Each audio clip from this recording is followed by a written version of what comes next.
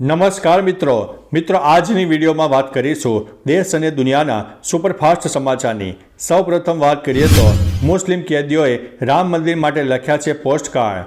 રામ મંદિરને લઈને સમગ્ર દેશમાં રામ નામની ગુંજ ઉઠી છે, ત્યારે વડોદરાના મધ્યસ્થ જેલના 400 મુસ્લિમ કેદીઓએ 1800 જેટલા પોસ્ટકાર્ડ લખ્યા છે।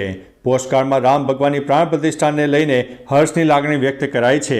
જેલના સુપ્રિન્ટેન્ડન્ટે જણાવ્યું છે કે રામ મંદિરને ધનુષ બાણ અર્પણ કરવાનું વિચાર્યું હતું, જેલમાં શક્ય ન હોવાને કારણે પોસ્ટકાર્ડનું માધ્યમ પસંદ કર્યું છે।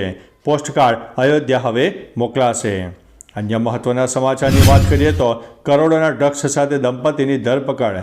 કચ્છ જિલ્લાના અંજાર શહેરના મેઘપર બોરીચી વિસ્તારમાં આવેલા પુરુષોત્તમનગરમાં એક રહેણાંક મકાનમાંથી એસઓજીની ટીમ 1 કરોડથી વધુની રકમનું હેરોઇન અને અફીણનો જથ્થો ઝડપી પાડ્યો હતો।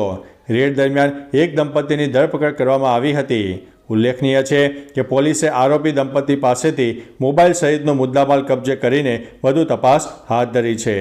અન્ય મહત્વના સમાચારની વાત કરીએ તો 3 કલાક વહેલી પહોંચી જવા માટે વિનંતી કરવામાં આવી છે। વાઇબ્રન્ટ સમિટને લઈને અમદાવાદ એરપોર્ટે એડવાઇઝરી જાહેર કરી છે। મુસાફરોને પ્લેનના સમય કરતાં 3 કલાક વહેલા પહોંચી જવા સલાહ અપાઈ છે। 9 થી 12 જાન્યુઆરી સુધી એરપોર્ટ પર ખૂબ જ વ્યસ્ત રહેશે। એક દિવસની આશરે 400 ફ્લાઇટ ઓપરેટ થાય તેવી શક્યતા છે। 150થી વધુ VIP charter plane Ahmedabad airport પહોંચવાના છે।